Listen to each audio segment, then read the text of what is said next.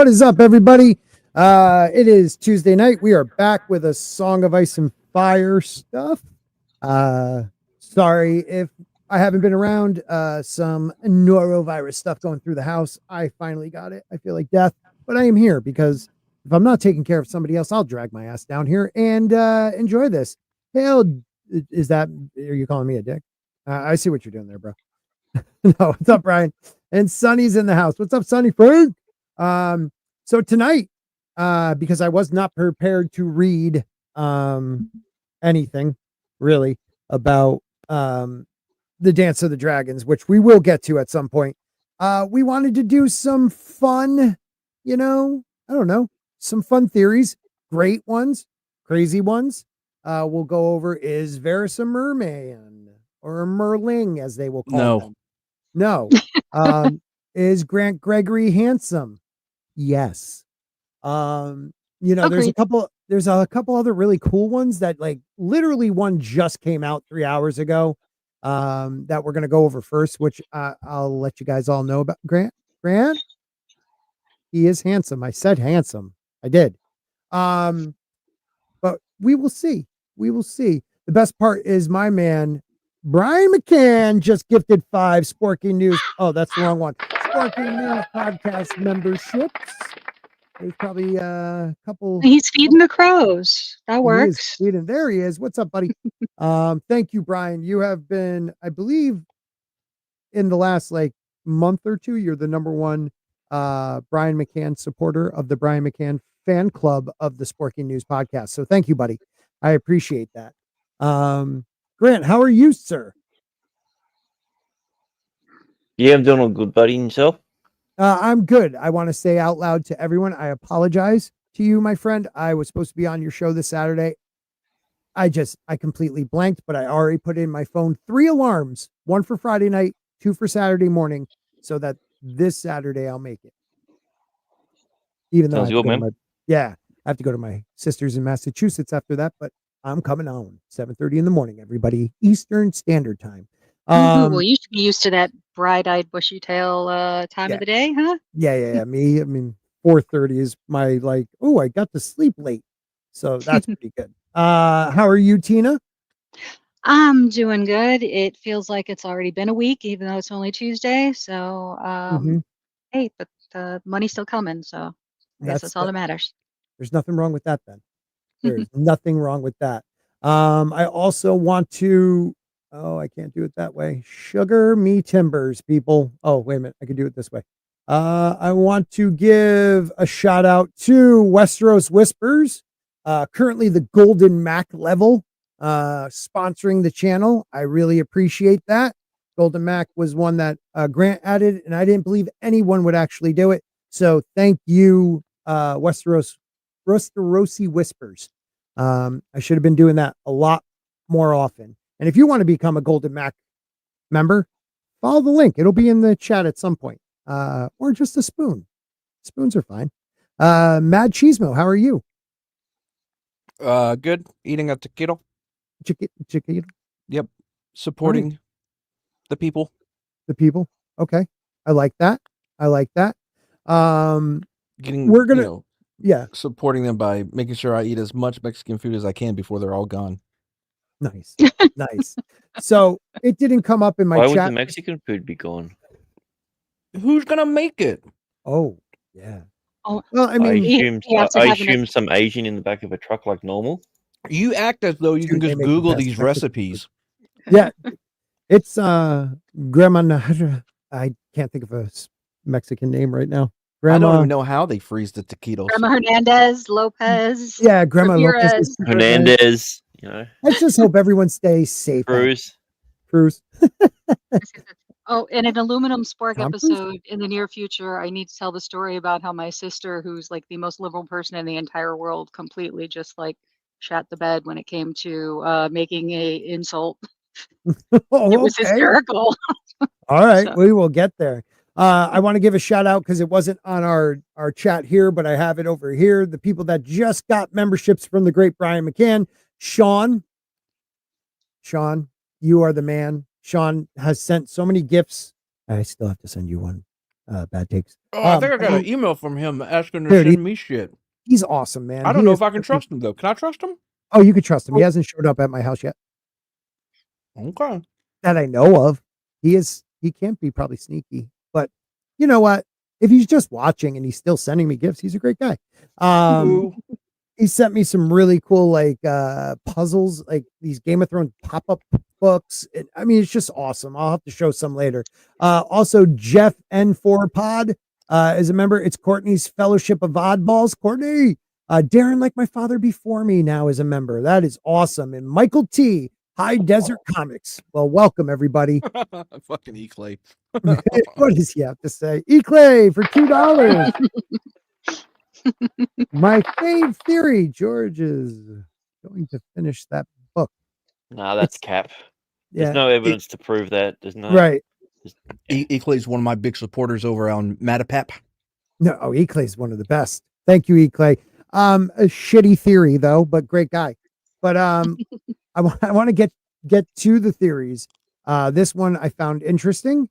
Isn't it a bit strange that we don't see or hear of any direwolves aside from the ones bonded to the Stark kids? No, Why do you say that? because they're beyond the wall. Okay.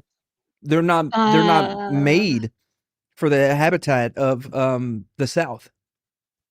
The South Okay. being Winterfell. Getting by the wall. South of the wall. really Yeah, hard. yeah. They're not that Yeah. big. You know what I mean? They can't jump over this shit. Right. And that's where most people go. But But- dogs can swim, and there is water. Well, let me ask you guys this, the people that know the history. Has there ever been a mention of a Stark king of the North, any Stark lord, any of them having a direwolf? All we learn is that they get warging ability through the Warg King. And then by the Warg King, they kill him and all his sons, take his daughters, marry them, or do stuff with them. And they get that. I'm gonna war you so hard. Oh, you're gonna get warged out, girl. But I mean, Grant, have you ever heard of Stark of the North, King Beyond the Wall taking on anybody? Like none of them have direwolves that we just heard. in the Ages of Heroes, you're talking about, or Yeah, we haven't even heard of any of them having direwolves. I mean, they've suggested. Obviously, they've got to have something to do with it being the sigil and everything. Right, and we learn about it through the Warg King, right? But you never hear anything after about like a fighting duo of a Stark, even just a regular Stark, not even the King of the North, but one of his children having a killer direwolf. Like you never hear it in any of the lore. There's nothing ever. There's nothing in any of the books about that. But Right. I'm sure that it's definitely been hinted at that they had. But there's nothing that's been written down there's definitely nothing that says, Cregan's grandfather was the first one who had a direwolf or something like that. It was. The question becomes, though, have we not seen it in Fire and Blood and seen it so far in the books? Because most of what is considered Westerosi history is written by the Citadel and by the Maesters. So perhaps they, on purpose, wouldn't want to reference anything that would make the North special or powerful. Those horrible Targaryens are I hear taken what down. you're saying. The dragons are all gone, and no dire wolves, nothing to make the North special. They're the MSNBC of Westeros. Exactly. The Citadel. But Exactly. close to it, really. But what I'm saying, even they'll still write about giants of the past, mammoths. They'll say they're all dead, children of the forest, they're all dead, but they still write about the legends. Now, there hasn't been, at least we know, since Aegon took over Westeros, the Stark that knelt didn't have a direwolf. So we know that. But the history before that, the Age of Heroes, they don't even add Bran Stark having Bran the Builder having a direwolf. Like you would think in the legends they would. And if they still had them, they would badmouth them like they did the Targaryens, but they don't. They don't even talk about, there's no legends. There's no, old Nan story about a Stark with a direwolf after they get the pups. You know, like She would know. she would know. And like you don't hear anything. They talk about unicorns. They talk about like all these other species, but we never hear about more than just that they got a warging ability through taking the daughters of the Warg King, and that's all we really learn about it. And then we learn like the Boltons kill Starks and put their skin on them, trying to get their power. But nothing really else. And I found that to be kind of weird. And some people, you know, in the comments, I'll read a little bit of it. But first, for $2 more, Brian 10. Dude, come on now. Thank you so much. Theory, giant apes save the day. Okay. Have we ever seen apes in Game of Thrones or in Song of Ice and Fire? Are they even referenced? That'd be a really interesting one, like Soros or Sororos, whatever. There is Westerosi Whispers, our Golden Mac member. For the past 3 months, I like Mexican food. It's all basically the same, except for fajitas. Screw those. Whoa. Just be a burrito and be happy about it. I am sick of these damn fajitas coming to our country, taking places on our table. Sorry, I might be projecting. I argue that fajitas are the best Mexican food. Right? There's so many good Mexican. Like we have this place down the road. But real quick, the reason why fajitas are so great. Yeah, I'm sorry. Did I just say fajitas? I am. Yeah, it's fajitas are so great is because they're Americanized. Right. It has that American panache, like Chinese food. And you know, at the takeout. That's all Americanized. All food is better in America. We really do it all better. Pizza, go ahead. Go to Rome and have a pizza. You're gonna be like, gross. Where's my stuffed crust? New Haven style pizza is the best pizza in the world. Yeah, Then I mean, close second is New pizza's York, probably not the best Chicago. example because Chicago exists.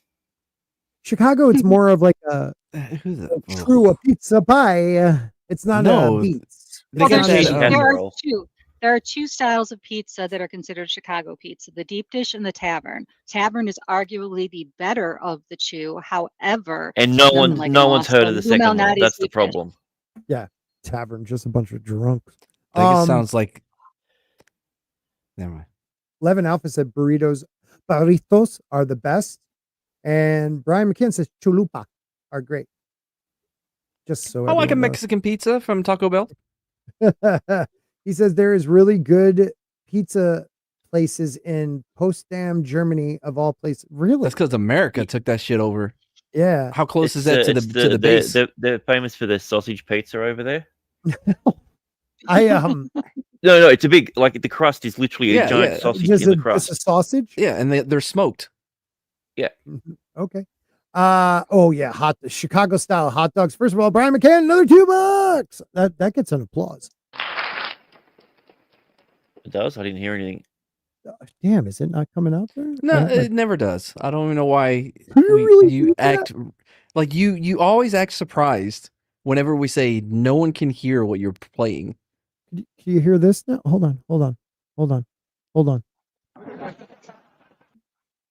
No. Problem is because you've got in your settings you have reduced background noise.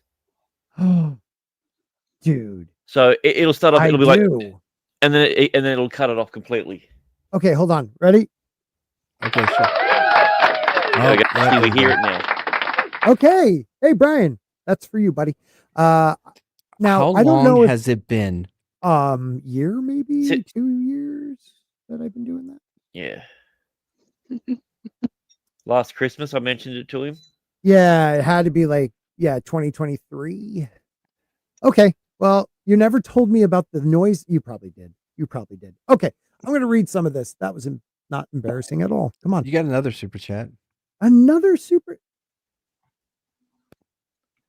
No, I don't see it. I do see Zombie Box reviews. Andy. Scott is like an old man discovering technology for the very first time. Did you already do the Chicago steamed hot dog? Yeah, that was when I did the thing. You guys said nothing's happening because I gave it an applause. Somehow it affected visibility of the For super chat as well. $2, Chicago steamed hot dogs. In Australia, we only have steamed hot dogs. We never cook them on On a a grill grill? or a hot or plate or on anything. a really? Oh, Wow, that yeah. sucks. I Yeah, mean, that's But crazy. do you have small sport peppers, celery yeah. salt, tomatoes, So good. glow in the dark green relish, Oh, he's and gets Do me we with mustard? do we this. have tomatoes? Did you just literally Well, no, on the hot never heard dog. of that thing. What is this? On a Tomato. hot dog. Chicago, one of the best Chicago dogs I ever had was actually outside of Pittsburgh. So basically, if you take ketchup and you break it down to its like, the base building blocks, that would be a Oh, so tomato. sugar, yeah. No, Yep. We got that. there's no ketchup on a Chicago dog. Well, no, I hate ketchup. Not a Yeah, fan. no, on a No, hot it dog. reminds him of all the blood that's being spilled in the street, so they don't have it on there. I lost that battle though. I said after 10, none of my kids can have hot dogs or ketchup on their hot dogs. I lost that. My wife was like, no, they can't. Aw. But I've been slowly getting my son into mustard. Like I put a little bit on his salami sandwich. He loves it. Good brown mustard. Okay, then he's All gonna right. become this mustard fiend. He's like, where did I learn it from? He's like, I learned it from you, I Dad. learned it from watching you, Dad. Mainlining mustard. I don't know if you watch Dad Chats on Facebook, and he's got a toddler that's obsessed with ranch, and it's like one of the only words he knows. No, So he'll that's go, awesome. ranch. That is awesome. I want ranch. Well, the ketchup you guys have is probably you just like, let's squeeze some tomato. Wait a minute. I'll go. Braveheart. Just squeeze some ketchup in the disgust. I can't do it. I'm sorry. I tried. All right. I mean, they invented it. This is something about what Leaf says when it comes to the direwolves. The giants are almost gone as well. They who were our bane and our brothers. The great lions of the western hills have been slain. The unicorns are all but gone. The mammoths down to a few hundred. The direwolves will outlast us all, but their time will come as well. So they're saying, they're going to outlast us all. Now that could be meaning because they hide really well from mankind. Not enough people are north to, even want to take on a direwolf. I don't know, but they bring up like, okay, we hear about unicorns still in Skagos. We hear about Titus Lannister being saved by the Clegane, the Kennel Master. That's how they became House Clegane from a lioness. You hear about like we meet a giant, one of the last giants at the wall. All these other creatures of the north, and the Westerlands are still either around or have been in not so distant history. So why are the direwolves? Is it George just not wanting to muck up the water? I could see in the main story, but not in the history. Like he can be vague in histories, but he'll at least be like, oh yeah,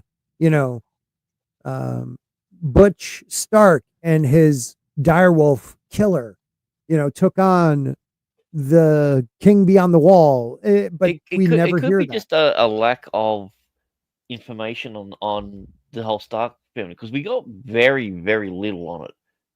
That's the thing. We don't have a huge lineage. Yeah, compared we know to something like the Targaryens. Right. Yeah. Now, is that really it? Because I kind of want to see. I haven't looked, but in some of the after the epilogue in some of the books, it'll give the house, and like it'll go through the history. And I wonder if they ever like, this guy and his direwolf. But I don't know if there's nothing. There's nothing, right? There's nothing that's been written that has any direwolves in it apart from the modern Starks. Yeah. Yeah, and even with the house, like old house Targaryen, he doesn't give you a lot about that either. So what are we even saying? What is the reason why we don't hear anything about direwolves except for these 6 pups? What's the theory? That's okay. So, it's like direwolf species doesn't exist aside from the companions of the Starklings, the kids. Even as other fantasy elements and strange fauna appear, I'm not trying to come up with any crackpot theory to explain this absence, but I think it's odd given direwolves are specifically said by Leaf to have the capability to outlast everybody else. And they are the House Direwolf sigil. Why did it become that? Just because you had sex with the Ward King's daughters? Like, She was very hairy, so maybe. He undermines his whole point from like the first sentence is undermined by the last, right? It's Kinda, like no. In that one paragraph, it's like the dire wolf species doesn't exist aside from the companions of the starlings. And then at the bottom, he's like, Leaf, said by Leaf to have the capacity that. So they do exist outside from the companions of Starling. So what are you saying? What they're saying is there's no record of them. Like, we know every Targaryen and their dragon. But we have never heard about a Stark who are wargs from the past and their direwolf. There's never been a reference to them. Right. We never see the connection between a Stark and a direwolf other than these 6 kids. Do we have all the records of all of the Starks and their poodles, or the Targaryens and their chihuahuas? What? Yeah, but chihuahuas can't fly and breathe fire. They're neither can direwolves. Direwolves being at man's side and being able to jump into that direwolf and use it to fight and but shit. They can jump into anything. They could have jumped into a chihuahua. The Targaryens have the dragon as their sigil. The House Stark has the direwolf, so it's obviously got to be important. Yes. Oh, okay. See, there you go. Yeah, it's like their whole thing is about the direwolf. Like they are. And when we talk about the Starks, people look back at the Starks at like the tourney of Harrenhal. You have the Quiet Wolf. You have, like they name them instead of saying Ned, they call him the Quiet Wolf. Like everything about the Sneezy Starks Wolf. is the droopy wolf. Like everything is about the wolf. That was during the Great Fever. You would think we would at least learn about the wolves. Now, the only thing I could say is, I want to say in the crypt there was direwolf statues next to some of the older ones, right? That is correct. So there had to be direwolves if their bodies are in there, unless they're maybe just all the blood them. Right, but it's as if this dude is saying like, there's no mention of them ever, blah blah blah. But no, there is. There's statues in the crypt. I don't know if y'all knew that, but in the crypt there's statues next to the older ones, and Leafy fucking talked about it, them outlasting the giants, so they're mentioned. Right. I'm sorry that they're not the 27th star of the book for you. Yeah, we just never hear about any of them fighting with a Stark. It's just it seems weird. They mentioned to have existed, but we've only seen them with the Starks. We haven't seen a direwolf roam. The only time we've ever seen anything about wolves roaming is with Nymeria. Nymeria with Arya's one. Yeah, and those are just regular wolves. What were you? Those were just I was saying that you would think that there would be a hero story, at least coming from Old Nan, or if not a hero story, a threat, like you better stay in bed at night, or the direwolf's going to come up out of the whatever and beat your butt. Yeah, I find it really weird that not one recorded story is about a Stark and its direwolf doing something special. That's all I'm trying to say. I found that to be an interesting theory, because you would think somewhere in history there would be a story, not even if it's written down, but told through generations, and we never hear about it. Whereas every dragon we know everything about from the Targaryens, like every single dragon. Maybe I just don't know enough about them because I don't put them at the same level as a dragon. Right. But to me, I do, because they actually can enter the mind of that animal and like merge with it. Like that's it's such a magical thing. You would think you would hear about, and Bob Stark, took over his direwolf and took down, the cavalry of somebody, or the mountain folk, or, like some crazy direwolf killing everybody while in the control of a Stark king or something. I don't know. I thought it was interesting. I really think that old Nan would have to be the source of everything, whether because you learn things either by promises or by threats. So she's either going to say, "You better behave, or the direwolf's going to get you," or "You better be good because if you want a direwolf for your 18th birthday or something." Right. Yeah, what's old Nan hiding, sneaky bitch? I bet you she knew he's about still it. alive somewhere. Westerosi Whispers asks a question. What killed the direwolf mother, and where is the father? So the mother died of a broken heart. Oh, it is pretty, because an antler went through it. Yeah. And then someone lied to the father saying that he had killed the mother. Right. And the father was like, "Oh, no. No. No, what happened is that they found a antler through its like throat or something like that from a buck, which cool. Wasn't the stag also there? I thought both bodies were there. They like oh, killed each other in battle. Yeah, maybe that was it. Yeah, but it wasn't specifically said how it was killed either. So maybe it was a setup. It could have been a lion in the tree laughing at them, you know. Did they find crack sprinkled on the body? Yep. That's usually what happens. I bet you it was the father that set it up. That's why he hid all the kids around and threw the runaway. Yeah, 11 Alpha has a good point. Gurm doesn't tell any of the mothers or then who their pets are. I want to know. I want to know the mother and their pet. April. I want to know, did the hound ever own a hound? Well, if he is the gravedigger, which he most likely is, there's a hound that likes him. The hound's father or grandfather was the kennel master. I heard he ain't nothing but a hound dog. He's lying all the time. Thank you. Yep, appropriate. Yeah.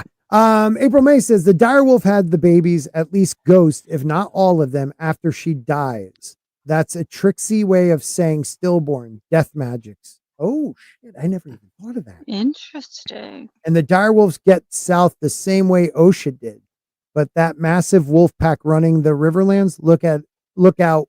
It reads like werewolves. Yeah, I mean it is something like kind of terrifying.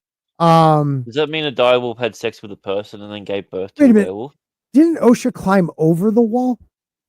Yeah. Yeah. How? I do always wonder how the direwolves, the mother got through, unless someone sent I don't know. Have you ever had a dog in a fence in your backyard? True. I mean, this is a 700-foot, or yes, but also as I stated, there's water on one side of it, and dogs can swim. They can. Pregnant and dying, but no, she wasn't dying at the time. She wasn't dying yet. And she would take a while before she even got down there to give birth, so she probably wasn't even that far along. And she would know that Winterfell's where she wants to go. Seemed like it. Like it. Why would she take the King's Road then? That seems like counterintuitive for a wolf. Well, because even a young lady on her wearing her birth name day suit can walk down the King's Road when Robert was king. Let's not forget that, people. Yeah, that's true. All right, here's another one that I didn't read yet, so don't know how good it's going to be. Yeah, but I thought it was interesting. It is. Did you at least read the headline? Yeah, that's all I read. Okay. Peter Baelish is a tragic hero of A Song of Ice and Fire. Awesome. I'm sorry. Yeah, Peter Baelish, Littlefinger, is the tragic hero. And where are the legends? Like you said, the prince that was promised, or just the tragic hero? I don't know. We're gonna find out. Oh, there's a good one about Azor Ahai too. We're gonna read. Ooh, okay. So this is from Beautiful Mania. What? Wouldn't it make more sense to say that Jaime Lannister is a tragic hero because he's the one that put Brienne Stark in the wheelchair and got him down the path of warging? Yeah. Which gave him the best story of all to become king. And then he gave the ugliest chick in Westeros a night of passion. Oh, that's the shit. And let's be fair, Bran's a bit of a selfish prick because he never thanked Jaime once for that. Nope. He got to see a sex show and then got all these powers. That's true. Okay. April May, add to that. Lady Shade is still with Sansa. There's a good one about Sansa also. And well, as in like there's her shade, her spirit. yeah, the spirit soul. is Yeah. so instead of like a second life for a human going into their animal, the animal's second life went into the human. That's Exactly. pretty interesting. Wow, April has a lot. So if someone could look at them and tell me which ones to read, because that is freaking awesome. Okay. So Baelish was born in 268 AC, making him 27 at the start of a Game of Thrones. Wow, he looks terrible for his age. His father fought alongside Hoster Tully in the War of the Nine Penny Kings, and their friendship afforded Peter the chance to be fostered by a great house once he was born. The earliest memory we see of Peter is when a very young Cat and Liza served him mud pies, which he ate so much of that he was sick for a week. Why did he keep eating it? Because was he a fatata? Simp. I Oh, think so, ladies, because this he is looked at the- he looked at Caitlin Stark as someone who I would love to be with. She's Yeah. so awesome. Yeah, what a bitch. Yeah. This shows just how young he was when he was first sent to the No, it Riverland. shows how retarded Yeah, he like was. after the first bite, I'd be like, "Is this mud?" Come on now. They called them mud pies. He knew what he was getting into. Well, yeah, they may have served it as mud, but there's mud pies that are delicious. And it's very likely that his first conscious memory were of River Run. He was too young to realize the difference between himself and his foster brother and sister and understand social hierarchy. He grew up alongside Cat, Liza, and Edmure as equals. The Tullys were his family, and River Run was his home. We see just how influential fostering can be in Ned and Robert's relationship. They were closer to each other than they were true born brothers. And both of them looked at John Aaron. Yeah, we know that. Wait. Let's get to the part we don't know. Yeah, I'm trying to get there. Hoyster was a father figure to Peter, duty and honor. He grew up idolized castle, dreaming of knights from songs and true love, very much the same as Sansa. Even the Blackfish was like an uncle. Nonetheless, during all those years of Catelyn's girlhood, it had been Brynden the Blackfish to whom Lord Holster's children has run with their tears and their tails. When father was too busy and mother too ill, Catelyn, Liza, Edmure, and yes, even Peter Baelish, their father's ward, he had listened to them all patiently, as he listened now, laughing at their triumphs and sympathizing with their childish misfortune. As he and the Tullys got older, however, the differences between them, yeah, they grew. Peter, who came from a small place in the Fingers, which is in the Vale, that's how he got his nickname. It's not about his singing. Sure. Yeah. Mm-hmm. He was pretty I low. put my fingers in a few veils.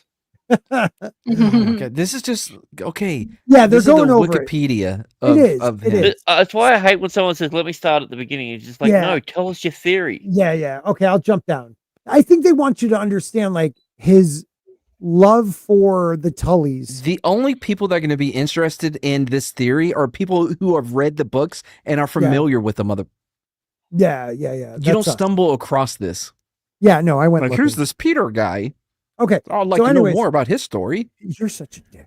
Also, a lot of this information we're getting also is from Peter, who is a notorious fucking liar. Not all of it. I mean, we are getting some of this from Cat, who's a notorious fucking liar. The only one is like this one about Blackfish, maybe. I don't know. Can we just get into it? All right. Blackfish hated Baelish. I didn't know this one. He fell head over heels in love with her, and later when the lords... Okay, wait a minute. Eventually, as children grew older, things began to change. Played kissing games, and curious kids often do. Peter ended up developing feelings for his foster... Yeah, we knew that. Okay, let's move on. Yep. This is when he was then raped by his other foster sister, Liza. Was he? I mean, they say it can happen. Okay. A few months later, when Peter was 14, Cat was 20 or something. He was far too drunk to walk. So is George Martin saying that in this universe, whiskey dick isn't a thing? I'm guessing maybe not. I don't know. But let me move on. Whiskey dick. That was good. Okay. So the whole thing with Brandon Stark, blah blah blah. Peter was raised family duty and honor. So that's all about that. He also believed he took Kat's virginity, even though he didn't. So he did what he believed was right. He challenged Brandon. He loses. Oh my God, what is going on with this person? But was the duel truly the reason for? Okay, he was injured so badly before he even finished healing. Oh, his father, the man he looked at, his father expelled him because of this from the castle before he was healing. But was the duel truly the reason for that? How would you like to spend your life on the bleak shore, surrounded by slanterns, and sheep When pellets? you try and kill one of the heirs, yeah. That was you know, what of a my house. father meant for Peter. Everyone thought it was because of that stupid duel with Brandon Stark, but that wasn't so. Okay, so yeah, Edmure Tully's a dick. And he also got, his daughter pregnant, so I think he was pissed. Okay, so we move on. In one fell swoop, he lost his love, his family, all that stuff. Everyone believes his issues were unrequited love for Kat, but it's so much deeper than that. He lost everything. This is all just nonsense information. Okay. We need to know the theory, not the great history of fucking Littlefinger. Okay, here we go. Peter Baelish is a hero. Yeah, we'll get to it, I promise. 4 Peter. Oh, did we talk about Peter when he was 7? No? Okay. Peter Baelish is a hero. He is the classic tale of the underdog fighting against the corrupt elite. A poor, lowly boy, small in stature and looked down upon his entire life. The love of his life ripped away from him against her wishes by a more powerful, wealthier man. Yeah, Also, by this logic, that would make Varys an even bigger hero, because he didn't just lose the love of his life; he also lost his nuts, which could have been the love of his life. Yeah, if he was a real big masturbator back in the day, like that was like. I mean, honestly, even just an occasional masturbator would be like, "I'm a fan of mine." Yeah. He's a freaking hero. After bearing witness to the ugly nature of Westeros culture and the system that governs it, Didn't Peter he Baelish grape someone? No, he got raped. Oh, okay, sorry. No, but you don't understand. He was the male, so it's his fault. True. I'm not going to say no to that. He set out undermine and destroy the twisted social system that favors birth and cruelty above merit and kindness. How did he do this? By doing some of the most evil things imaginable. Sometimes you got to become the devil to beat him. Through what a hero. Yeah. A true retelling. Oh, this is like a David versus Goliath thing. It can't be. No, he's not ugly enough. Yeah, this is terrible. Okay, we're not reading the rest of this one. Oh, it's almost over anyway. We went through all of that shit. We're going to finish it. I'm sorry. What? There's like 3 lines left. I know, that's it, dude. The whole thing was just a retelling of his story. Oh my God. Joffrey himself is pure manifestation of just how flawed the Westeros system truly is. He represents everything Peter Baelish despises. He was cruel, incompetent child, yet was put in charge of an entire realm simply due to being his birthright. No, as long as okay. No, he didn't. He was like, "Oh man, the system's unfair. Free Palestine." No, he was like, "I want that power." Okay, can I say this is one of the best quotes right here, though? Can I say this is one of the best quotes? Peter Baelish is the pimp that was promised, and one true hero of A Song of Ice and Fire. Yeah, I mean, he most likely was in the, poisoning, Did they write that whole thing just so they can call him a pimp at the end? Yes. Time out. Yeah, pretty much.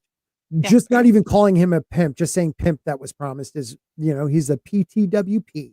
The Iceberg Slim of Westeros. Think about it. He saves Sansa Stark from that evil child and Cersei and everybody at court. He saves her.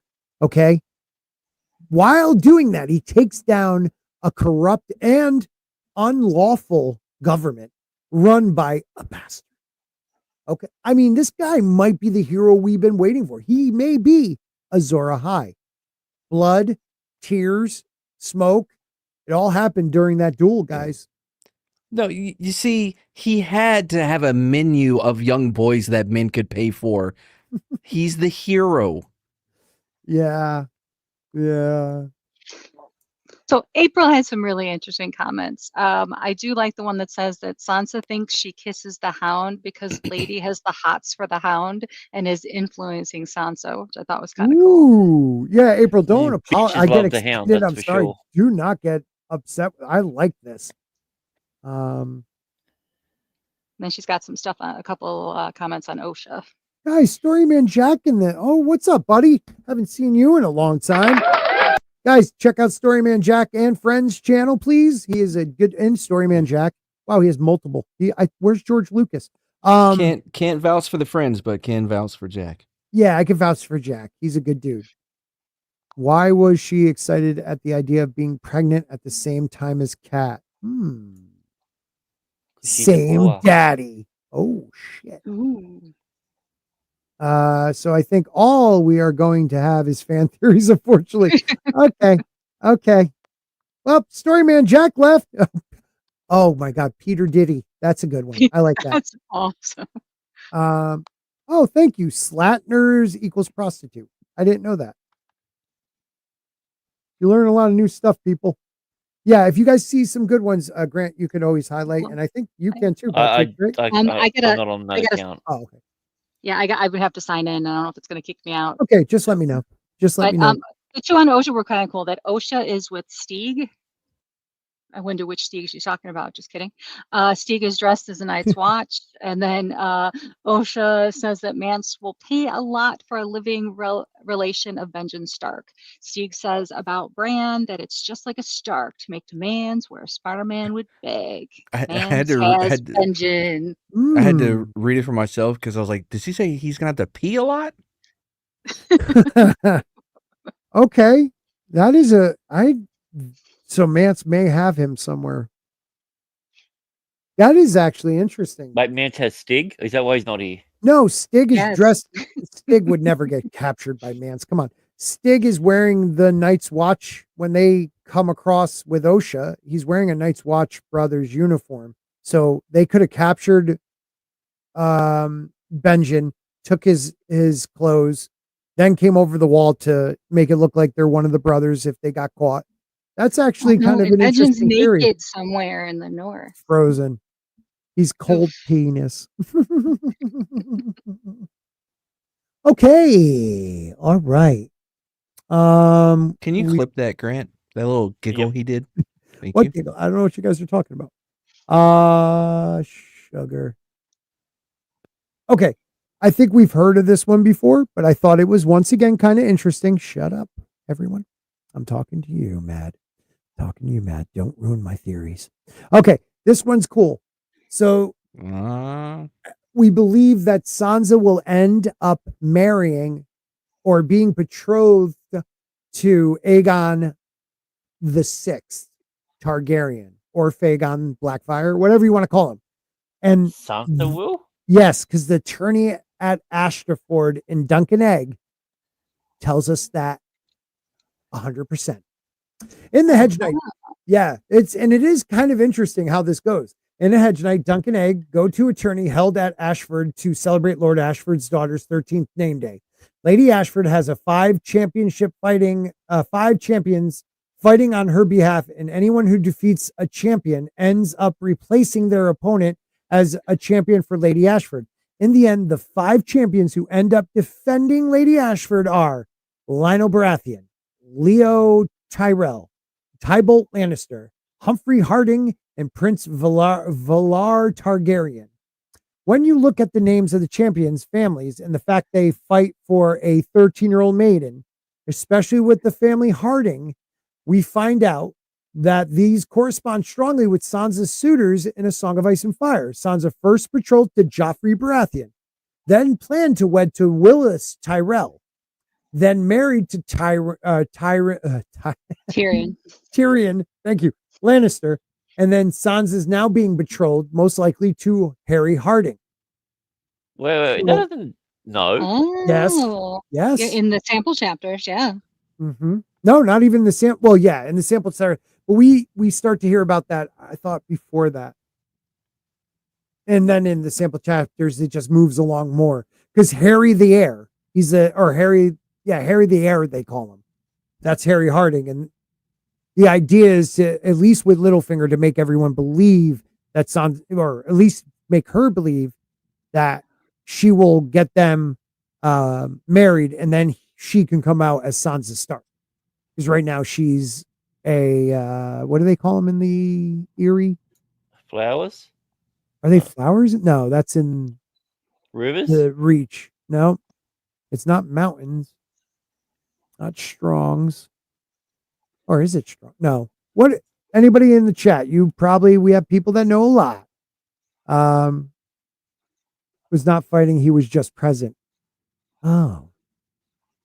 Was he one of the 5 named though? Because I know it says, but if he wanted to be one of the Stone. champions, he'd be a champion. Stone, that's right. Stone, that's all right. Hey Scott, you've got a bot, but it's in Twitter, so I can't. Hey, do Twitter anything bot, over there. welcome. No, Twitch. Or Twitch. Oh, That's what I Twitch. mean. Oh, Twitch sorry. bot. Yeah, we're live on Twitch tonight for the first time in about 2 years. Hey, feel free to be a jerk. Okay. Well, all right. So is that Westerosi Whispers? Is he considered one of her champions? Because if not, that ruins everything. Because it would be an interesting setup. Sansa would have the Vale, the North, and the Riverlands. He would have most likely the majority of the South. Dorne, Stormlands, the Crownlands. You never know, maybe even the Reach. That'd be a powerful duo. I don't think it's going to happen, but it'd be kind of... there's one suitor that we have yet, the Targaryen suitor. Yeah, I don't know. They never fought. We was a known coward. But was he actually listed as a champion? That's all I meant. The bot got Tina. The bot got Tina, everybody. Okay, that was a great one. All right. Next up. I'm gonna be honest. I did not pay attention to that one. I didn't really need you to, so don't worry about it. It's all good. Another interesting one. We'll see. We'll see. Flaming Swords comments Nisa, Ned Stark, Khal Drogo, and Jon Snow. I will attempt to concise. I don't see be it. concise. Oh, here it comes. Yeah. What? It wasn't up? Okay. Should I quote anything, I'm doing so from memory. So I would advise you to look it up before relying upon my memory. I didn't read that part. We can skip to the next one. No. It's good. This is good. It's like, hi, I'm an unreliable narrator. Yeah. These are the facts. All right, here we go. I was just thinking about the part of, and I thought this was interesting, a part about Beric Dondarrion, the way that he would use his own blood to make his sword burn. What was George Gurm's purpose, goal with the flaming sword? To burn his opponent. Yeah, but he uses his own blood after he becomes a fire white. It's blood magic. Well, yeah, okay, yeah. Maybe if you let me get through a sentence. We're not mad fabbing this, or we kind of. Well, he asked a question. What's up with the purpose or goal of the flaming sword? It would be a Matapap. The purpose is to. And when is the next Matapap? Tonight at 9:15 p.m. Central. We're going to be talking about a riot, the Straw Hat Riot. Nice. Oh, okay. Man, I thought it was going to be the Zoot Suit. Zoot Suit Riot. The flaming sword had profound effect upon the Hound, who hates fire and is terrified by even the thought of flame. But Gurm did not need to have Beric's blood cause the sword to burn to convey the Hound's fear or fire. It's true. He could have used something else to get the Yeah, I mean, the giant burn marks on his face show that he was not a fan of fire. And it doesn't advance the story using his blood. It could have been anything to coat it with. He doesn't usually do any meaningless crap. One can only conclude that Beric's flaming sword is a perfect example of Gurm laying to groundwork or precedence, if you will, for future supernatural plot development. Awesome. Okay. Azor Ahai is said to wield a flaming sword. We have seen precedents for a flaming sword, one that is not fueled by glamour or wildfire, Barrack's sword. Apparently, the blood of someone who carries the kiss of fire has a lot of power. As of right now, there is only one character in the books that is confirmed to be carrying the kiss of fire, Catelyn Stark, Lady Boo. Stoneheart. Catelyn Stark seems to have been set up rather conveniently by Gurm to be Azor Ahai's Nisa. It seems to me that her blood will fuel Springer because Hold on. as what? Ew, Nisa. Nisa. Oh my God. It's another Star Wars reference. I never thought of that. Yeah. Oh, Annie, have you been Nisa? She's a bitch. Oh, so glad So we, she's so dead, we saying that. Yeah. So we saying that Fagon is going to plunge a sword into Catelyn Stark? No. Somebody else might want to plunge a sword through her, though. She also has Fucking everyone who's ever met her. She also has the King of the North. She also has the King of the North's crown. Of course she does. That's true. Yeah. Please bear with me, guys. But if Catelyn is the story's Nisa, then Nisa. it seems to me that somehow Ned has to be associated with Azor Ahai. How is Ned involved? At the end of a Game of Thrones, Ned's dead, baby. Ned's MMD dead. was in Dany's tent. MMD? Mary Mazdur. Dancing with the dead. The Great Wolf, Ned, and the Burning Man, Khal Drogo. The presence of the Great Wolf in Essos got my attention. And it occurs to me that the author never really explained exactly what was going on or what the Great Wolf was doing in that tent. Oh, there was a Great Wolf in the tent?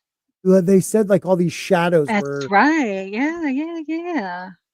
Interesting. Huh. And Ned was being killed at the same time that the dragons were born?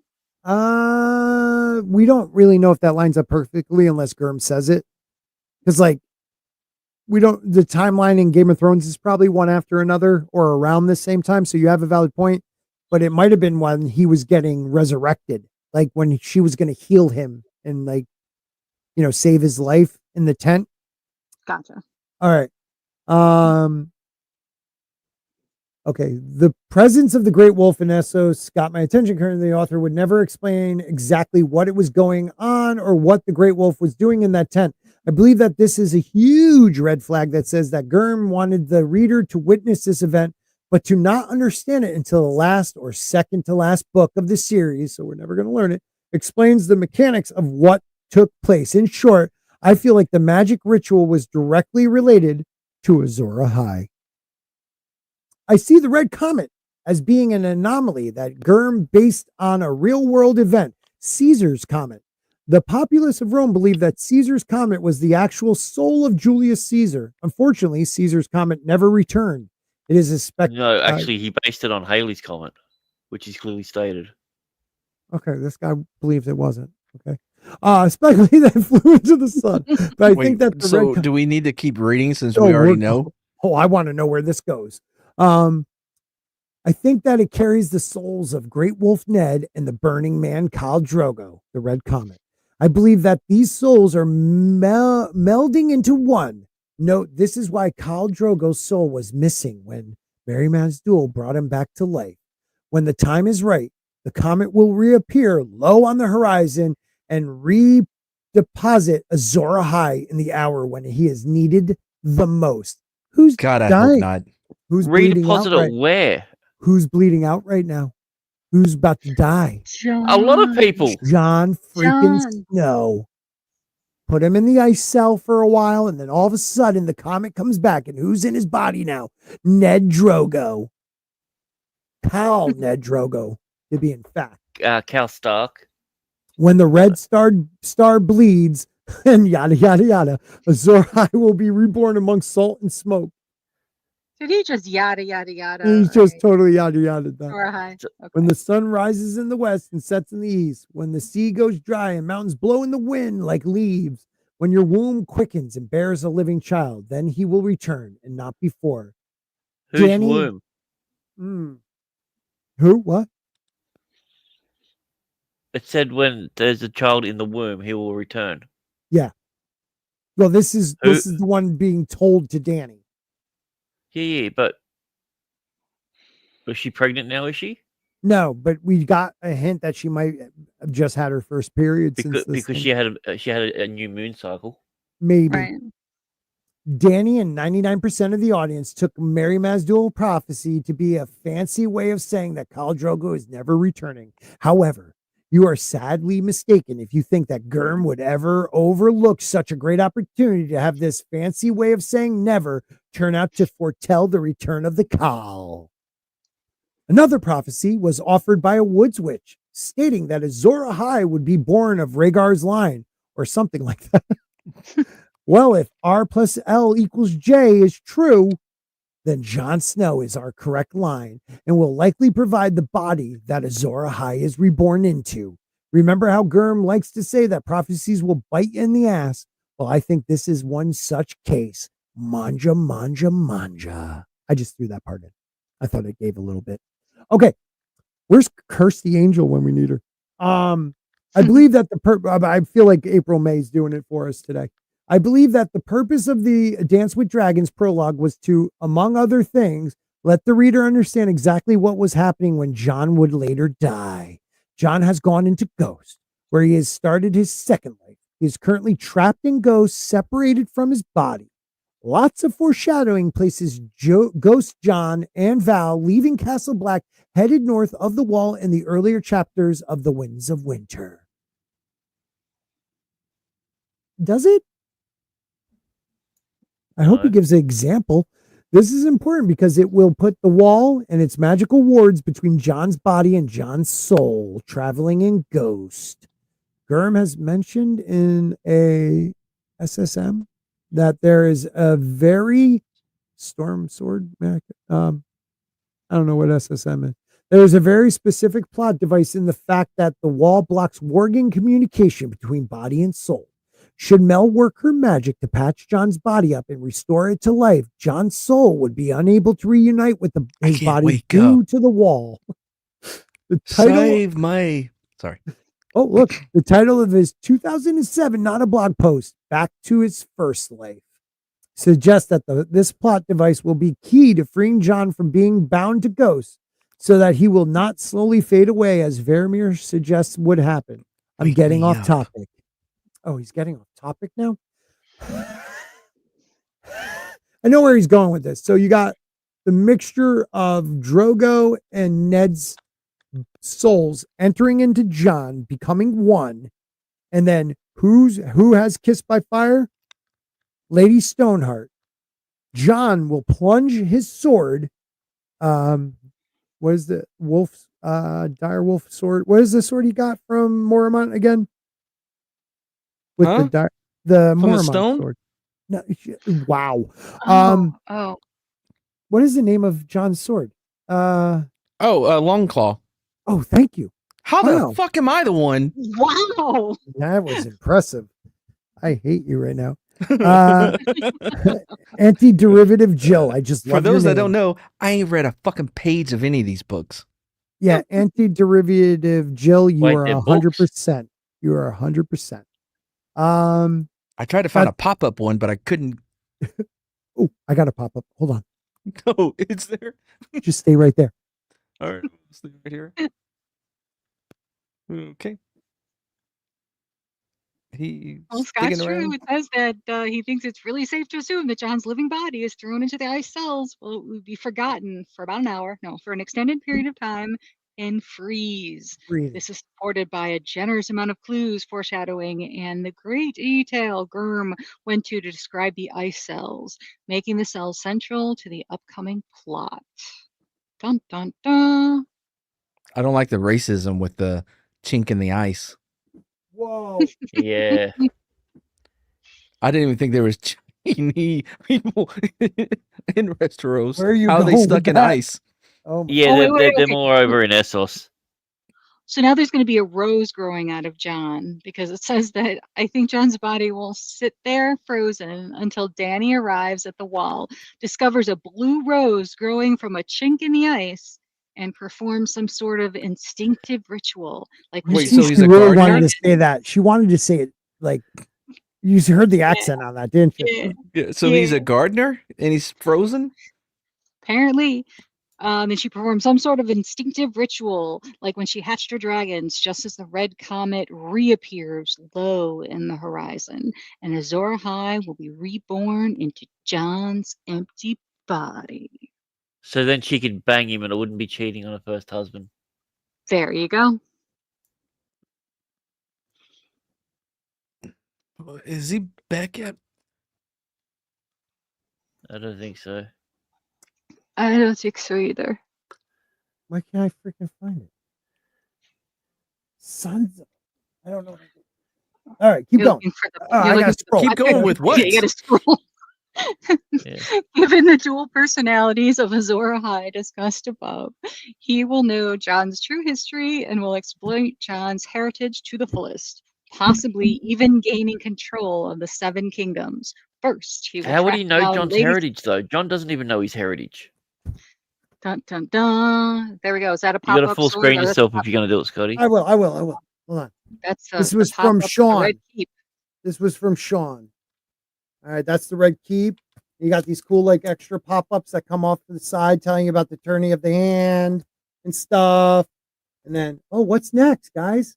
I don't know. Let's look together. Oh, where is this? This is That the winter? Eerie. Oh, the Eerie. Ooh, the Eerie. And you got all these cool little pull-up pop-ups. And then, oh, what? Ooh, the wall. Well, it Ooh. How doesn't dope look like that it's is. that hard to get Oh, around. and it says right there. That's why I pulled it up. Long claw. Is Lanka in there? Yeah. Dun, dun. All right, I'm back. What did I miss? Pop up. Long claw. Hold on, my daughter wants to say goodnight. Oh God, wait a minute. Hold on. I got this. Oh, nope. Remove. Add. Okay. Where are you? Here? There we go. There you go. Gurm has certainly been preparing his audience to accept resurrections. I think that all these resurrections are leading up to a single grand resurrection, the return of Azor Ahai. Now, what does this mean for John? Well, it means that R plus L equals J was correct all along. But John is not the savior that all the fanboy and girls dream that he will be. John will live on in Ghost, and when his body is revived, John's second life will come to an end. He will be back to his first life, the title of the 2007, not a blog post, but no longer bound to Ghost and no longer slowly fading away, losing his individuality to his host. John will be free to take other animals and or people if he's strong enough to take them. There happens to be one really, really strong human who has already been broken in from a warg skin changing standpoint by Bran, and would be really easy for John to take over if he were to stumble across the character Hodor at some point in the Winds of Winter. After all, Mel saw John as a man, then as a wolf, then a man again. I think John's new human form will be Hodor, who Gurm has prepared for this role from day one, the strongest man in Westeros with John's lightweight Valyrian steel bastard sword would be pretty formidable. Yeah. I mean, unless he doesn't know how to use it. Okay, this is really long. All right. I think we get it though, right? Yeah, I think. Oh, there you go. See? Oh, that was it. So, all right, there you go, buddy. You're doing a great job reading. I appreciate it. All right. So Jon Snow's story is not over, not by any means. In fact, the circumstances laid out above will award Jon with great powers, not being bound to a single body. Jon will be free to jump from host to host and collect skins in the same way that Varamir's 6 skins did. It's interesting that in A Dance with Dragons prologue, Varamir, while still in his first life, could simultaneously see through the eyes of all his wolves while he was running with his pack. That has to be disorienting. Like, oh, dude, it's like you're looking through flies' eyes or something. Right? Exactly. Being able to observe a battle or altercation from a dozen vantage points will be quite an advantage that John will enjoy. John will be able to bind entire armies to his will if he so chooses, not unlike the powers that tales assign the Night's King, who was said Yeah, to I was be going to say, he's starting to sound more and more like the bad guy. And when Might did this be. become the X-Men? What the You fuck is might up with be. all these mutant powers and shit? And then his adamantium steel claws come out. What the? Night's King, who is said to use strange sorceries to bind the Watchman to his will. These strange sorceries are nothing more than advanced working skin-changing abilities. We have already seen Varamir utilize these powers, and we will see John exploit these rare abilities to their fullest extent. Dun, The dun, ruler who dun. hides behind. Wait a minute, is that the whole quote? The ruler who hides behind paid executioner soon forgets what death is. That was when John reappeared on the crest of the hill before them. How did he forget? He's like, oh shit, I forgot about death. That's something that happens to humans. Yeah. Caitlin could only be yeah, even though I just literally paid for someone to do it, I forgot what it was. But that, I mean, it's a wait. That's what I've been paying for. Oh my god, I feel so bad. Sorry, guys. It's a permanent thing. I feel like that was fun, at least, right? I think it was cool. So John gets resurrected into so there's going to be two Johns roaming around, one in Hodor. Yep. Which is weird because. Do you think if you jump into Hodor, like when Bran does, he could just talk normally, right? It's not like his vocal box is messed up. So wouldn't it be weird if all of a sudden Hodor is like, my queen, like, or something like that? Nailed it. I don't want it. I don't want it. Yeah, it's literally, no, he can talk, but that's literally the only sentences that he can say is McQueen and I don't want it. Yeah. He's a little ahead. That's cool. All right. And the last and greatest one, guys. The one we've all been talking about. Anything else on that last amazing theory? Fuck no. Okay. Okay. Here we go. Varys is secretly a merman. This is actually how. Oh, dude, this is a better one. This one makes sense. This one does make a little bit more sense. Fuck off. No, I'm telling you, man. Wait.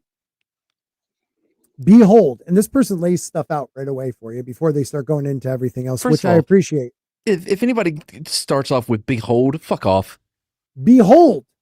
No, I already discount everything you say. Number one, when Arya is stalking Varys and Illyrio, 1A, she hears water dripping in the distance. How is that 1A? Why wouldn't that just be 1? No, because has to also be a 1B. Next, she observes that would just be 2. That would actually be 3 now. No, because the first one isn't a 1. This guy. Well, the first one is a 1, and it's explaining the place when Arya is stalking Varys and Illyrio, and just then delete all 1A. of these sub points here. Oh my god, I like that. So you're missing the point, Matt. The clue is she hears water. So that's 1 tick for a mermaid. Oh, okay. All right. Oh, we're keeping score in the mermaid box. All right. Yeah. Next, she observes Illyrio and Varys coming up from a vast well.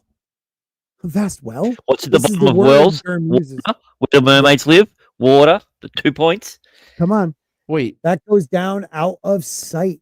So you don't even see where it ends because it's a well. 1C. Varys pulls a lever and the wall descends, blocking the well from sight. Merman well.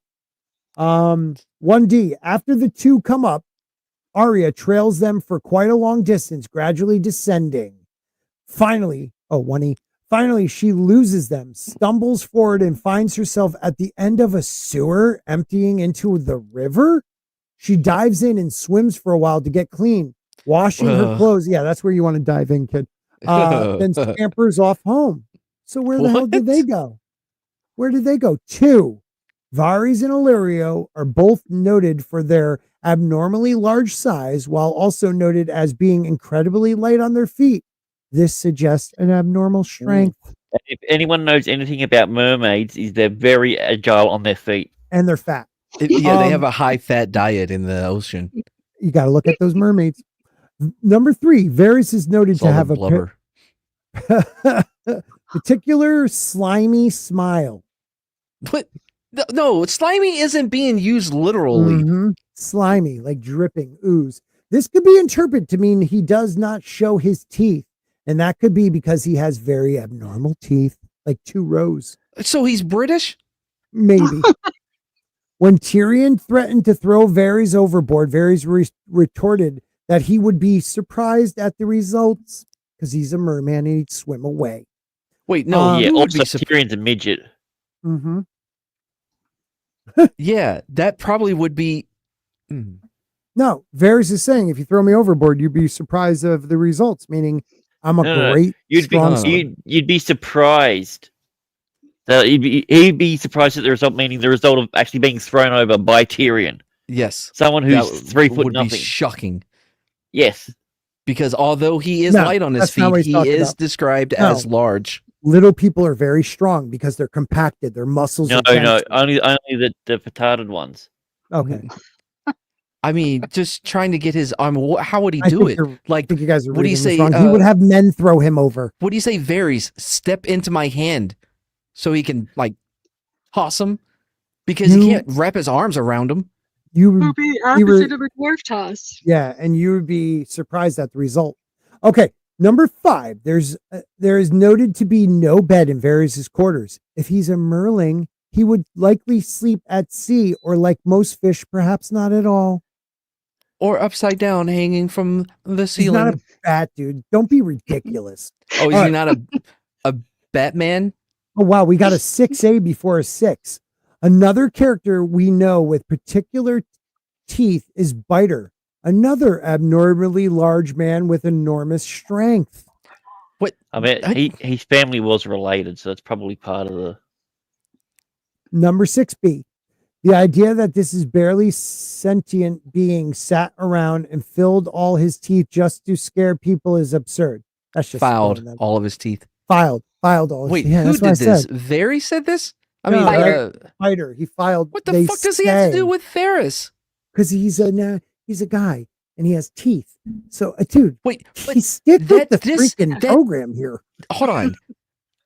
He's I'm like, sorry, hold on. So he's saying, yeah, okay. So the book says that he filed his teeth to look scary, but that's absurd. Clearly, he's a merman.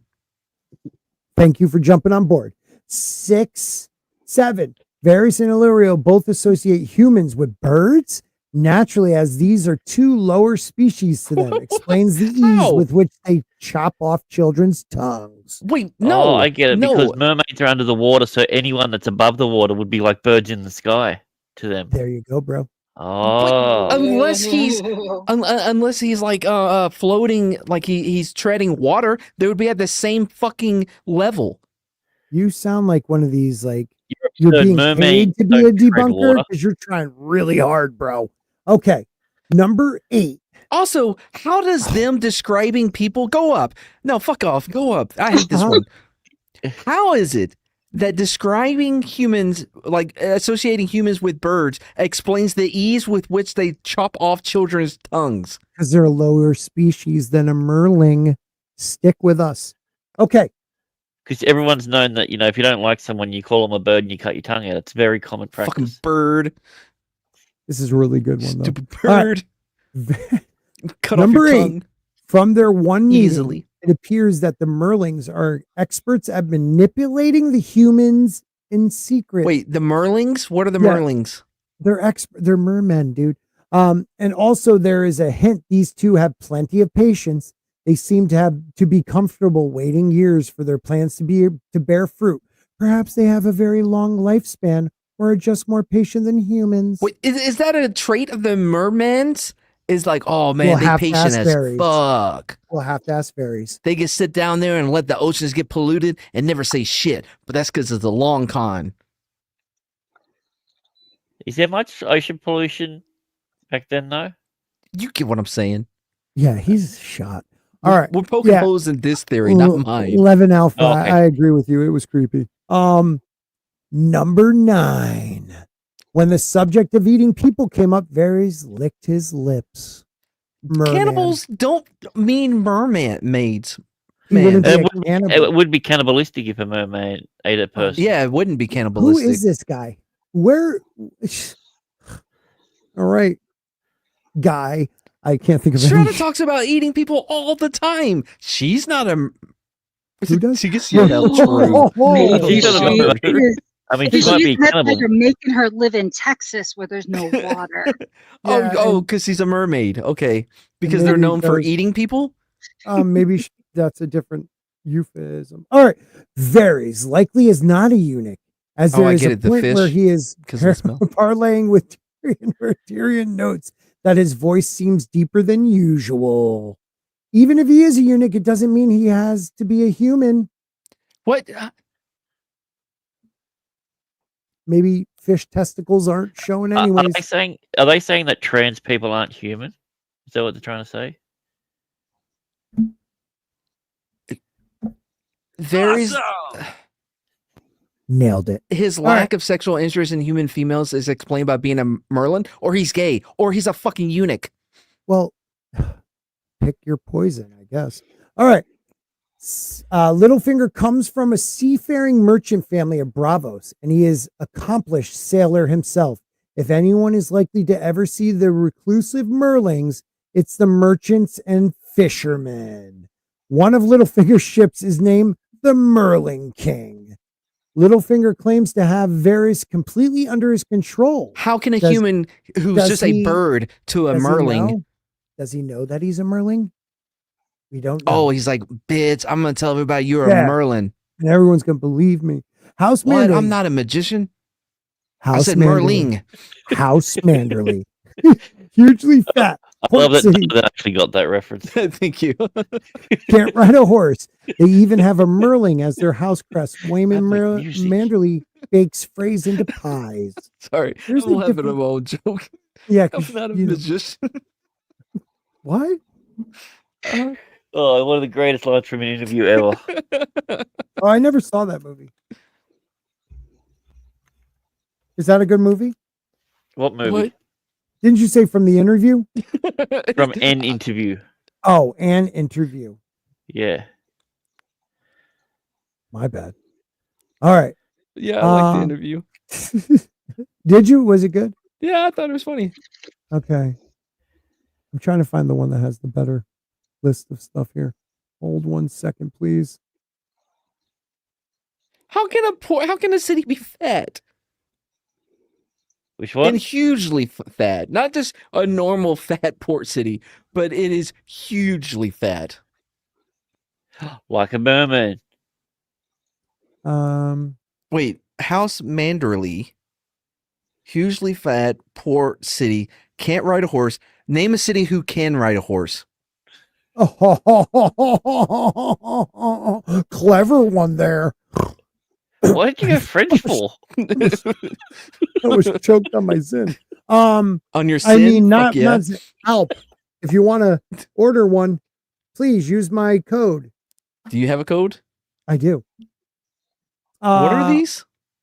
Alp. They're the American way. That doesn't help me at all. They're- What is it? So it's like a tobacco a chew that 9 you can't actually milligram chew. Zin. It's like Zin, but 9 milligrams. Or Wait, 11, I believe. It's tobacco? Yeah, no, it's have you ever had a Zin No, or on? no. Or a Yang. They're So like it's basically just like a little they're like pouch full of pouches, nicotine. but they're not. Oh, it's yeah, like a- nicotine, but not dip, not like tobacco. Not like the Copenhagen pouches. yeah, they're So not. you've taken something like chewing tobacco and taken out the most fun part of it, the spitting. Yeah. No, you guys. Well, up in these parts, people swallow. Oh, Oh, do they? no, Even no, the no, Merlings? nah, that's not what I meant. Man, No the wonder, Merlings wonder be stomach swallowing. cancer is on the rise over there. You guys don't.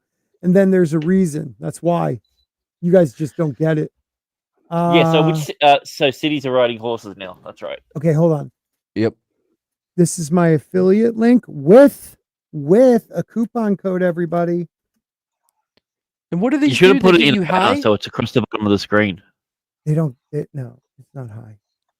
Does it get you buzzed? Yeah, sure. Yeah, Is it a tobacco replacement? Yeah, it's nicotine without all the tobacco. I enjoy sweet nectar. They also have one that's not nicotine or tobacco, it's just caffeine. What? So it's useless. It's a 50 milligram freaking pouch. I don't know if that's useless. So what happens if you swallow it? The 50 milligram one? Well, any of you them. get a second date? I just swallow. Oh God. What happened? So what if you swallow it? It's good. It's like, yeah, I swallow. With no readily apparent get a ring. motivation, Sir Mandon Moore tried to murder Tyrion on the Blackwater. When thrown overboard, it is Fucking noted on he fire did not tonight. scream. You are. Before being It's definitely attacked. ain't practice. Where are you at? No, don't be skipping shit. Fuck that. Oh, okay, Go back okay, up. Okay. So, Mrs. Spork is making fun of me. Yeah, it's fun. Yeah, you can't. Somebody Mrs. else Spork, read- you know he swallows? That's fucked up.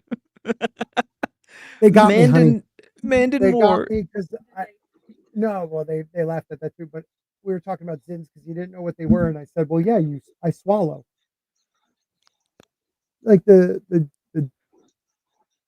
fluid. The fluid, yes. I You know swallow the the fluid. white stuff in your mouth? What? Yeah. That's why I love you, babe. Have you ever Yeah, have you ever yeah. had one of them burst in have you ever had one bust in your mouth? Yeah, it's terrible. Doesn't taste as bad as people say though. As long as it's made with pineapple. Strawberry flavored. Okay. I got somebody yelling in the background here too. Maybe we should move on. What Hold was on. that? Hold up. All right. The drowned god, very handy to have a large group of humans willing to do anything for you and to provide a readily source of spies in place of power, such as Patchface, who often tells riddles about life under the sea.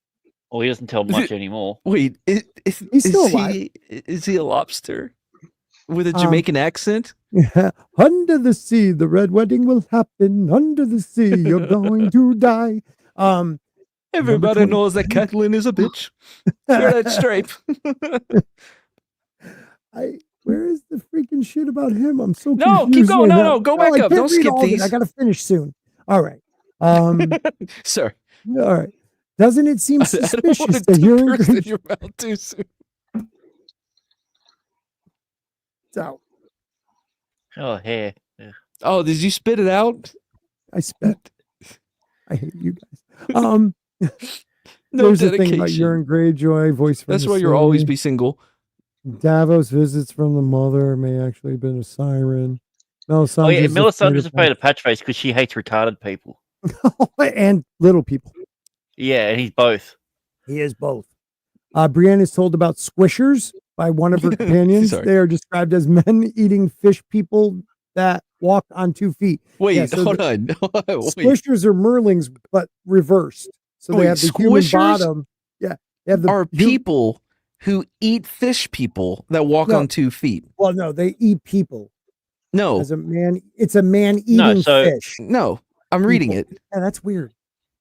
Yes, they eat They're- human flesh. Yeah, they're They, man eating fish people.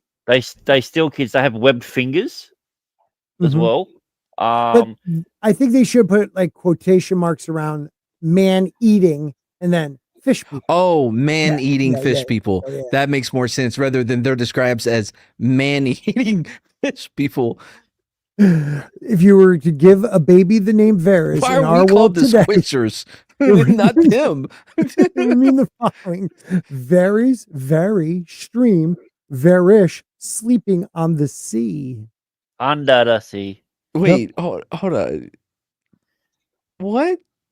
His name means what? It means sleeping on the sea. The storm come and go. The waves No, crash overhead. The big Varish. fish eat the little That means fish, and I sleeping keep on the on sea. paddling. That is one of his quotes. The storm comes and go. The waves crash overhead. The big fish eat the little fish, and I keep on paddling. Doggy paddling. He What has does a big Varys? tail. Why Wait. would he need to paddle? Yeah, how? Why he can't? But Merlings can't We paddle. never see his feet. We never ever see his or Illyrios. Or his fins. Yeah, that's what I'm saying. Or his gills. Yeah. I When guess you they're bring- behind his ears, like Kevin Costner in Oh Waterworld. shit! When you bring ice and fire together, you get water or steam. Or but steam. water. That's a form of water. Yes, temporarily, yes, you do get water. Yes. And at some point, I it'll mean, come back as water. You don't get water. It already is water. Yeah, Okay, that's true. It is simple as it is as simple as that. Bring the dragons north and melt the ice, including perhaps the entire wall. What you have done is raise the coastline around the entire world. Magical global melting. There's not that much ice in the wall that's Wait, going to so raise I is the sea mean, level. dude, it's 700 feet high, probably about Is he 12 feet wide at the top, much bigger at the bottom, and it goes the length of the north up top. That's a big freaking wall. Is he like trying to coax them into melting it to raise the Yes. sea level so that the Yes. Merlings can take over? And have readily available cities to live in. But they can just walk now, though. Why don't they just? Oh yeah, no, he's a day walker. He's a Oh, special. is he a land walker? He's a land walker. Yeah, Yep. That's yeah. what See, it is. what happened was his mother was bitten by a fish when she was pregnant. So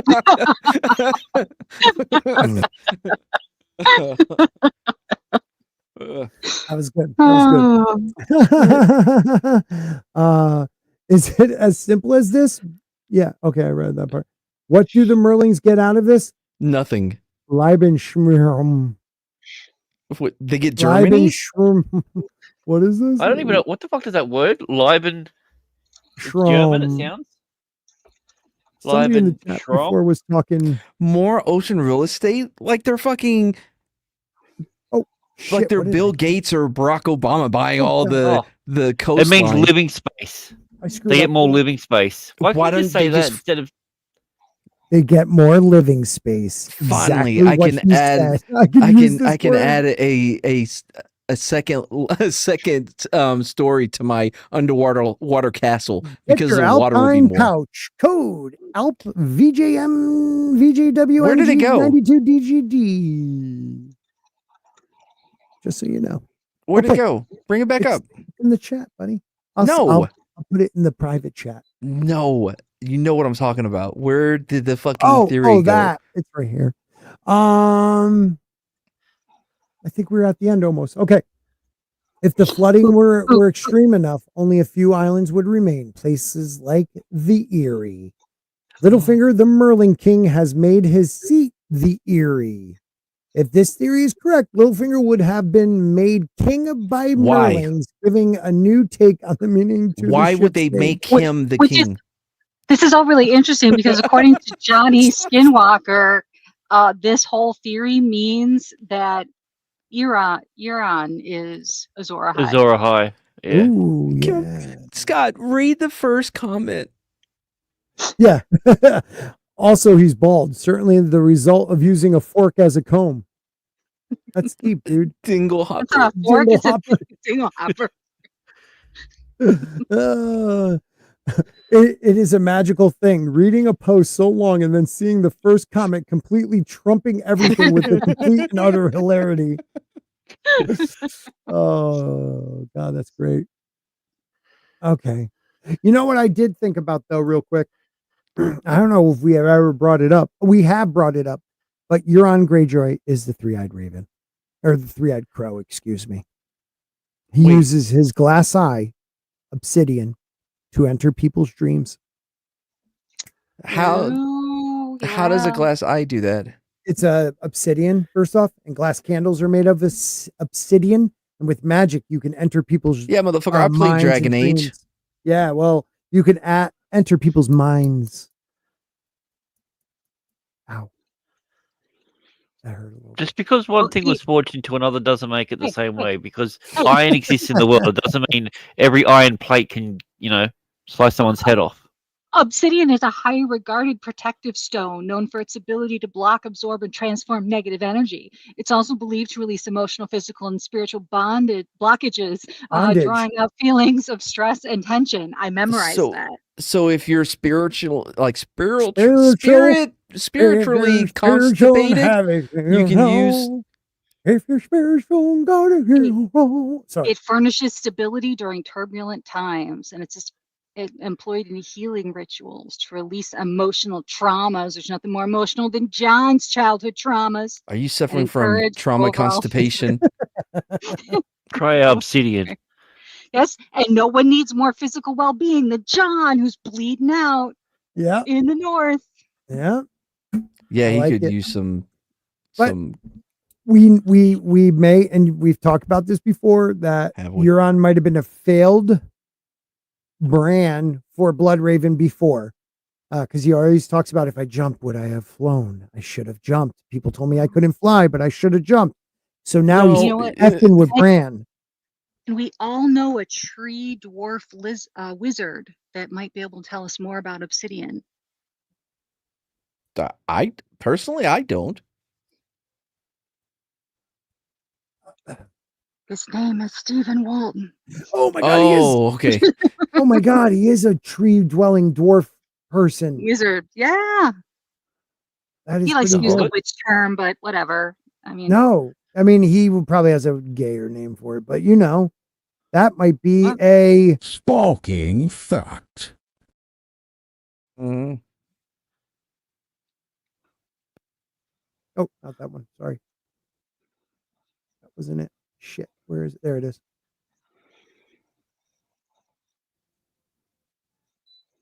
Why do you have a picture of him as Superman? What are you trying to say? Superman. He's Oh, super gay, and he likes Batman. Oh. Yeah, that's in the story, guys. That's in the story. Hold on, So he has a thing for orphans. that's him right now as we speak. I just don't know if you knew that. Hey, the strawberry moon is coming up. What? So- What The strawberry moon. the fuck does that mean? What the hell is a strawberry moon? Is that Well, another all- name for a butthole? That's the brown moon. It's the moon that comes, during this time of year thing, because it's a pink moon that comes during June. I just want to add to this 11 alpha. Is it a form of carbon? Is obsidian a form of carbon? Because then you can add it to your steel. Just throwing that out there. Yeah, I mean, it's a fantasy world. It might be a different type of obsidian, a little stronger, but you're right. You can kill a ice person with it. Sam did. Yeah, I'm done. I'm spent.